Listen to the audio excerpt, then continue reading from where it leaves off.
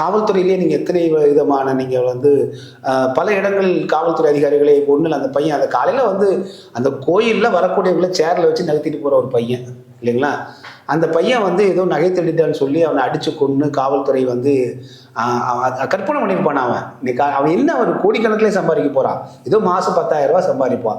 So அது கூட நீங்க வந்து பார்த்தீங்கன்னா காவல்துறையில் ஒரு பொறுப்பற்ற தன்மை, வன்முறைத்தன்மை, அரசியல்வாதிகளுடைய இந்த செயல்பாடுகள் எல்லாம் ஒரு தமிழ்நாடு கேட்டால் இவங்க தான் நாங்கள் வந்து உலகத்துக்கே வந்து அறிவு கற்றுக் கொடுத்தோம், தமிழ்நாட்டு தமிழர்களுக்கெல்லாம் நாங்கள் தான் வந்து கல்விக்கூடத்தை கட்டி கொடுத்து கல்வி கற்றுக் கொடுத்தோம், சமூக நீதி கற்றுக் கொடுத்தோம் அப்படிலாம் சொல்றாங்க. சோஷியல் ஜஸ்டிஸ் அப்படின்னா நீங்க வந்து ஒருவனை புகார் கொடுத்தவனை காரேற்றிக் கொள்வதா சோஷியல் ஜஸ்டிஸ்?